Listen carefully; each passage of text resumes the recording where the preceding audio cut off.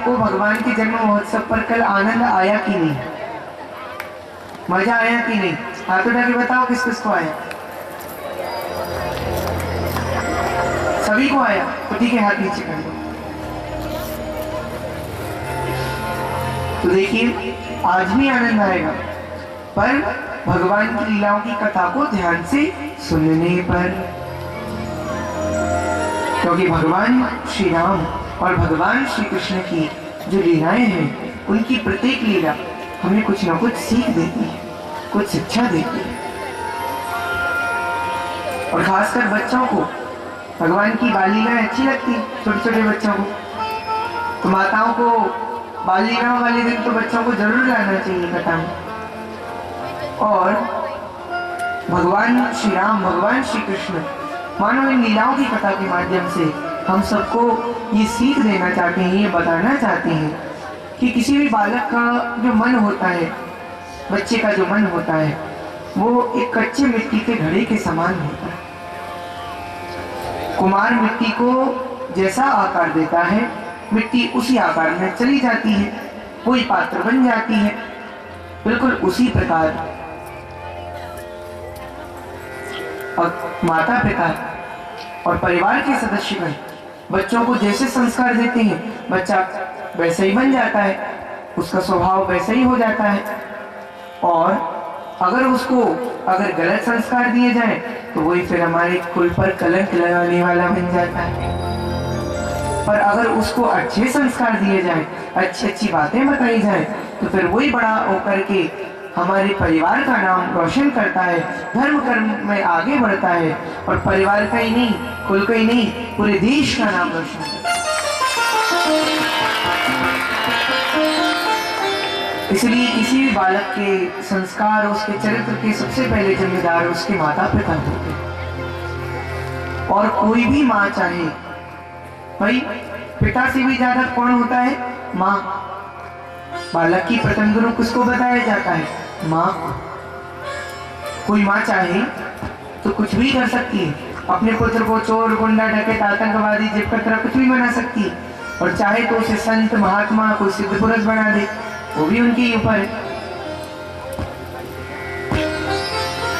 अच्छा माताओं, एक और बात है जो केवल मैं नहीं कह रहा हूं, बल्कि इस बात को हमारे शास्त्र पुराणी नहीं, बल्कि अब तो वैज्ञानिक वाले भी इस नतीजे पर पहुंच गए हैं कि जब किसी स्त्री के गर्भ में बालक होता है, किसी माँ के गर्भ में बालक हो, और ऐसे समय में अगर कोई माँ अगर मार धाड़, तोड़ ताड़ और ऐसे चापलूसी और इधर उधर की बुराई करने वाली, बुराई भलाई वाले ऐसे जो सीरियल होते हैं ना, इन्हें देखती है ना, तो उसका फिर पूरा पूरा असर उस बच्चे पर पड़ता है। जैसे कि आजकल माताओं को खूब अच्छे लगते हैं, जैसे कि घर घर की कहानी, सास भी कभी बहू थी, बालिका वधू, ऐसे बहुत सारे नाटक आते हैं, माताओं को ज्यादा नाम याद होते हैं। तो गर्भ के समय जो भी माता इन सबको देखती हैं, तो इनमें क्या दिखाया जाता है? षड्यंत्र, बुलाई भलाई। तो इन सब को देखने पर बच्चे पर प्रभाव पड़ता है, और उसका प्रभाव यह पड़ेगा कि फिर जो बच्चा होगा, बच्चा या बच्ची जो भी हो, फिर वो 100% चुगलखोर या चुगलखोरनी ही होगी। ये संतान पर प्रभाव पड़ता है। लेकिन ये बात भी सत्य है कि अगर गर्भ काल के समय कोई माँ अगर रामायण और भागवत जैसे ग्रंथों का स्वाध्याय करे, भगवान की कथा का श्रवण करे, और भगवान की भजन कीर्तन या जो भी, जैसे कि प्रहलाद की माता ने किया था, अगर करती है स्वाध्याय, तो फिर उसका भी प्रभाव बच्चे पर पड़ता है, और फिर उस घर में ध्रुव प्रहलाद जैसे बालक जन्म लेते हैं।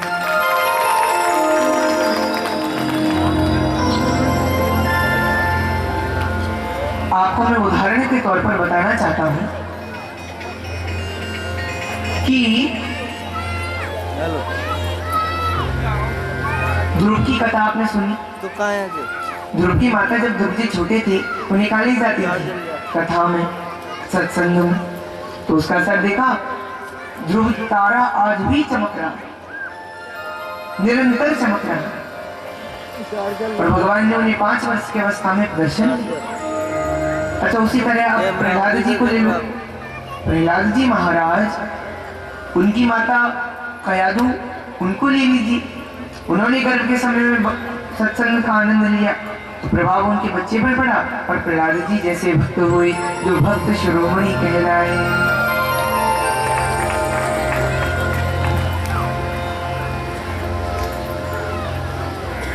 तो मतलब अगर गलत संस्कार बच्चे को दिए जाए और फिर आप अपेक्षा करो कि हमारा बालक बड़ा होके इंजीनियर बनेगा, डॉक्टर बनेगा, तो ऐसा नहीं होगा। क्योंकि अगर उसके संस्कार अच्छे नहीं हैं तो फिर वो निश्चित रूप से आगे चल करके कोई अत्याचारी, कोई पापाचारी, कोई भ्रष्टाचारी बनेगा। लेकिन अगर उसे अच्छे संस्कार देते हो तो निश्चित रूप से वो अच्छा कोई महान आत्मा बनेगा, ये भी निश्चित है।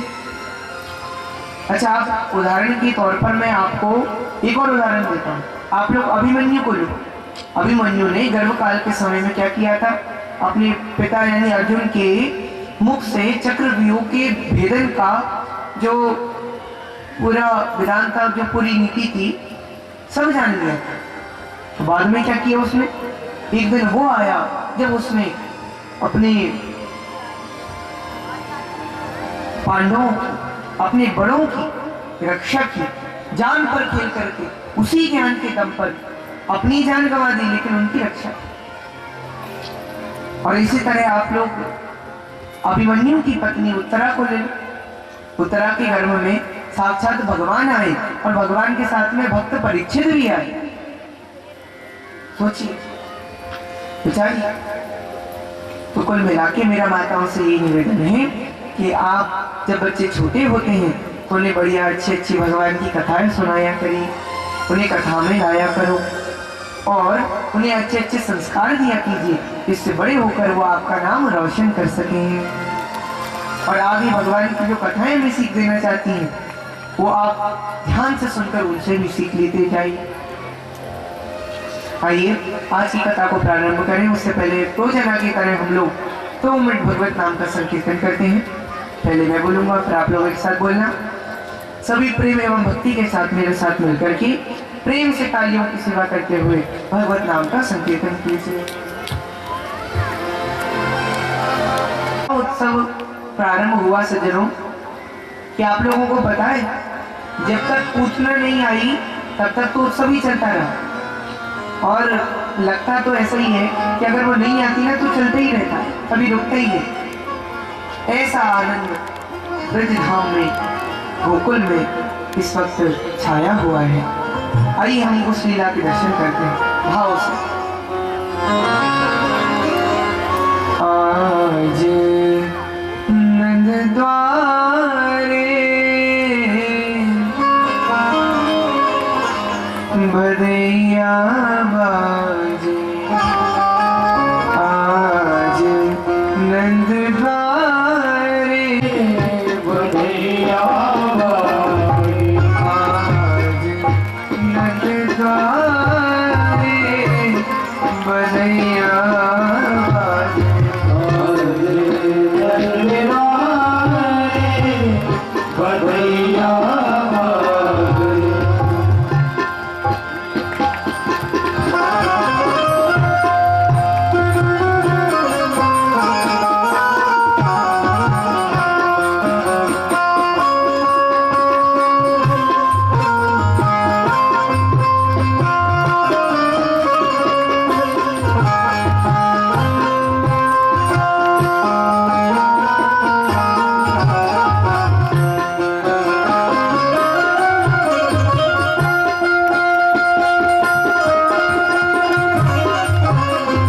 ब्रजवासी बड़े आनंद से खूब झूम रहे हैं, नाच रहे हैं, गा रहे हैं। तो खूब सारा अन्न, वस्त्र और हीरे मोती जवाहरात, सोना चांदी सब दान किए जा रहे हैं। तो एक व्यक्ति क्या करता है कि एक गेट से वो चांदी के आभूषण, चांदी के बर्तन लेके आ रहा था कि रास्ते में उसको कौन मिल गया? दूसरा व्यक्ति मिल गया, वो सोने की चीजें लेके आ रहा था। तो शादी वाले ने सोने वाले से पूछा कि भाई तुम्हें सोना कहाँ से मिला? उसने बताया अरे तुम्हें पता नहीं, गेट नंबर 2 पे मिल रहे हैं सोने की चीजें। तो उसने चांदी का सामान वहीं पे पटका और सोने की चीजें लेने दौड़ पड़ा। अब 2 नंबर गेट से खूब सारे सोने की चीजें मिल गई तो फिर आने लगा। अब रास्ते में उसे एक और व्यक्ति मिला, वो हीरे जवाहरात लेके आ रहा था, रत्न जड़ित चीजें लेके आ रहा था। तो उस व्यक्ति से उसने फिर पूछा कि अच्छा ये तो बताओ तुम्हें ये सब चीजें कहाँ से मिल रही है, कि हीरे जवाहरात कहाँ मिल रहे हैं? अरे तुम्हें पता नहीं क्या, गेट नंबर 7 पे मिल रहे हैं, चलो तुम भी लेके आओ। तो उसने सोने की चीजें वहीं पटकी और चल दिया, और अब हीरे जवाहरात लेके आया। तो इस तरह से सब तरफ खुशियां फैलाई जा रही हैं, आनंद लुटाया जा रहा है। कौन लुटावे अन्न धन सोना, कौन लुटावे अन्न धन सोना, कौन लुटावे अन्न धन सोना, कौन लुटावे अन्न धन सोना,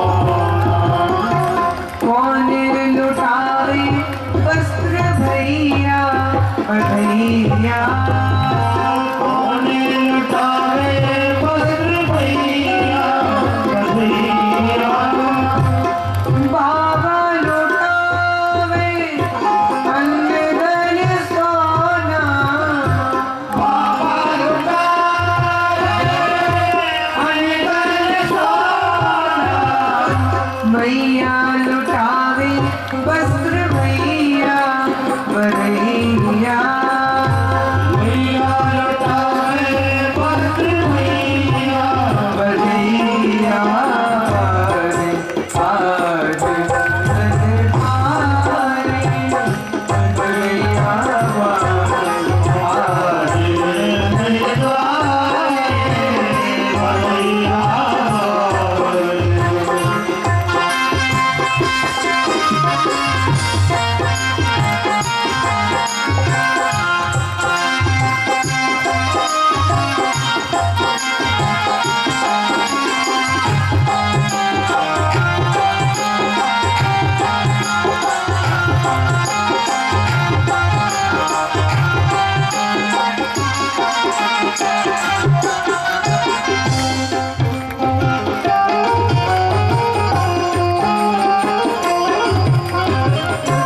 आंगन में सखी नाचे गावे, आंगन में सखी नाचे गावे, आंगन में सखी नाचे गावे, आंगन में सखी नाचे गावे, बारे बजे शहनैया बजैया, बारे बजे शहनैया करने चल दिए। और बाबा से तो वहां देखा कि खूब ग्वाल वाल सखा खड़ी है दर्शनों के लिए, गोपियां खड़ी हैं दर्शनों के लिए। तो बाबा ने जाके कहा दर्शन कर लिए तुमने? हाँ बाबा हमें दर्शन करवाए दो, हम बहुत देर से खड़े हैं, कोई अंदर ही नहीं जाने दे रहा। बाबा बोले हमने ही दर्शन नहीं करे, अभी तुम्हें का दर्शन कराएं। जब भी अंदर जाने की कहें तो अंदर से गोपियां आए और हमसे कहे कि बाबा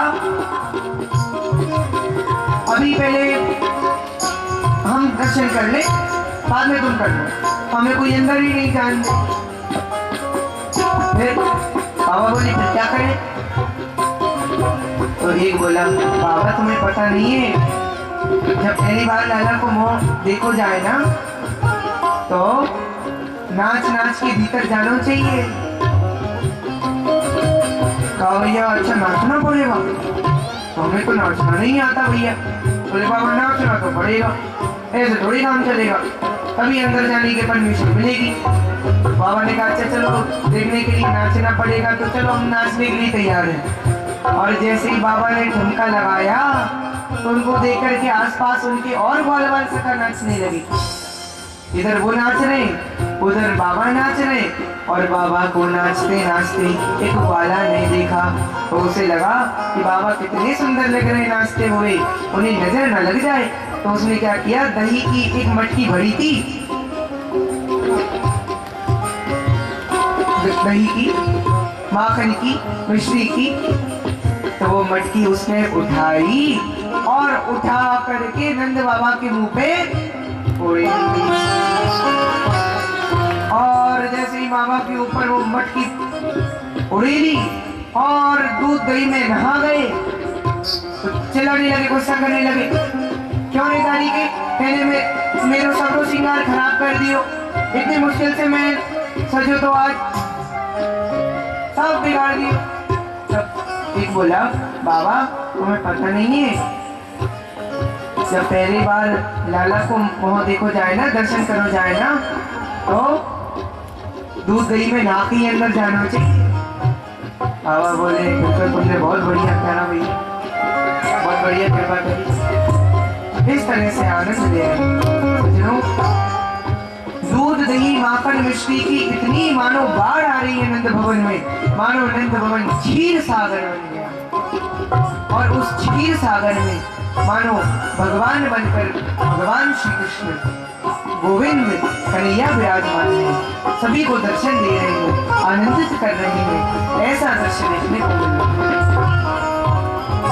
नंद जो बालन आ पकड़े, सब लोग नाचन को बिबसाए, मोद भरे कसी भेंट चले, सब नंद बाबा सबके मन भाए।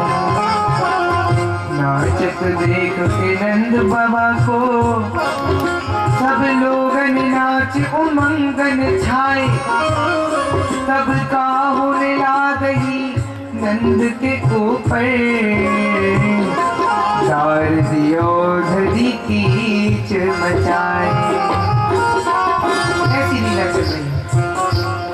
क्या है?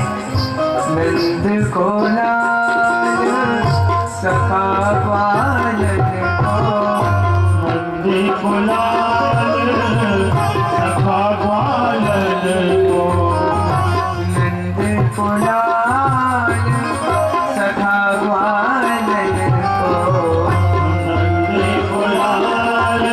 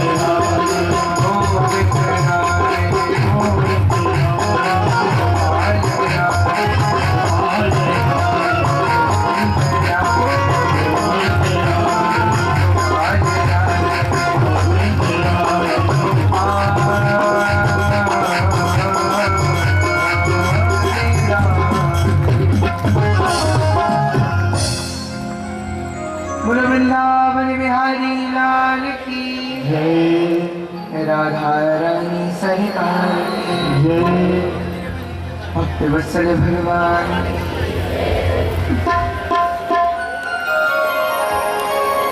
भवन में सब तरफ आनंद ही आनंद छाया हुआ है।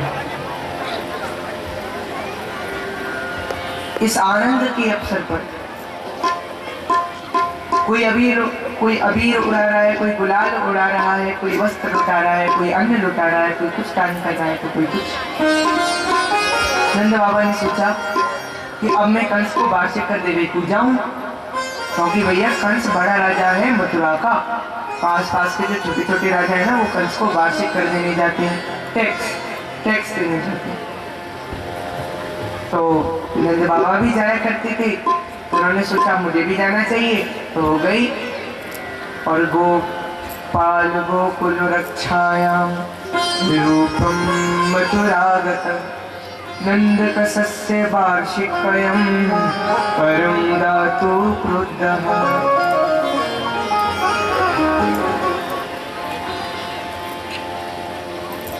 सज्जनों, प्यारी प्यारी माताओं,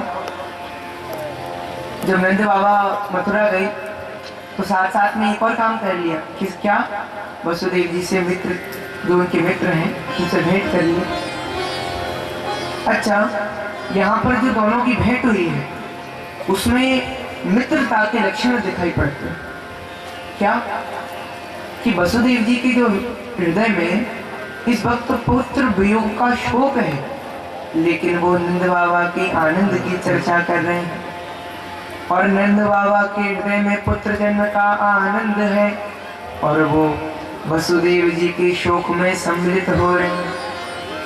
ये तो मैत्री कि निज दुख गिरीशम रज कर जाना, मित्र ही दुख रज मेल समाना, जेना मित्र दुख हो ही दुखारी, तिनहि बिलोकत पातक भारी। वो मित्र ही कैसा जो मित्र के दुख से दुखी ना हो। मैत्री क्या कहती है कि मित्र का दुख यदि कण के बराबर भी दिख रहा हो तो उसे पर्वत मानकर जो उसे दूर करने लग जाए वो मित्र। और अपना दुख अगर पर्वत के समान भी हो तो मित्र के समान कण के बराबर बिल्कुल छुपा के रखे। ये सब बातें भगवान श्री राम ने सुग्रीव को जब मित्रता की थी तो रामायण में भी बताया, और ये लक्षण यहाँ देखने को मिलते। इसके बाद में बाबा नंद वसुदेव जी को थोड़ा हिम्मत दे करके और काफी कुछ बातें उनसे करके वापस लौटे। लेकिन आते आते नंद बाबा ने, वसुदेव जी ने देखा कि बाबा तो बहुत ऐसी बातें करते में टाइम लगा देंगी और उन्हें है भैया कन्हैया की चिंता, लाला की चिंता है वसुदेव जी को। तो उन्होंने कही मुझे कुछ कहना पड़ेगा, अभी बाबा जल्दी जल्दी जाएंगे घर वापस। तो उन्होंने क्या कहा, वो बोले बाबा मैं ज्योतिष को ज्ञानी हूँ और मेरे